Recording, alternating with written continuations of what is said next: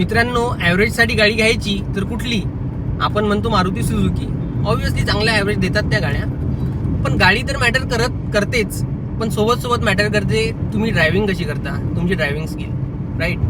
तुम्ही जर कोणतीही गाडी 80च्या कॉन्स्टंट स्पीडनी चालवण्याचा प्रयत्न केला तर ती तुम्हाला चांगलाच ॲव्हरेज देईल.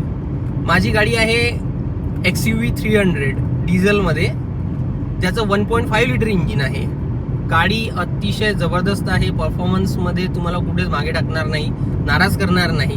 पण सोबतच जर तुम्ही गाडी व्यवस्थित चालवली, कॉन्स्टंट 80ने चालवण्याचा प्रयत्न केला तर तुम्हाला गाडी काय ॲव्हरेज देते मी तुम्हाला दाखवतो.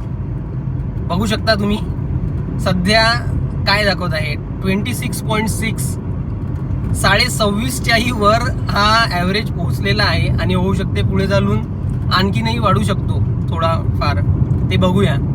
तर आता यामध्ये मी कॉन्स्टंट 80 ठेवण्याचा प्रयत्न केला. माझा लॉंग रन आहे आणि जिथे कुठे गरज पडेल, ओव्हरटेकिंग करायचं असेल, काही असेल तर तिथे मी 100वर पण गेलो आणि 120 पण गेलो, पण मॅक्झिमम मी 80 ठेवण्याचा प्रयत्न केला. आणि बघा काय सुंदर ॲव्हरेज देत आहे. 26.5चा लिटरली. कंपनीचा क्लेम्ड ॲव्हरेज 20-22चा आहे जवळपास, पण किती जबरदस्त ॲव्हरेज देत आहे तुम्हीच बघू शकता.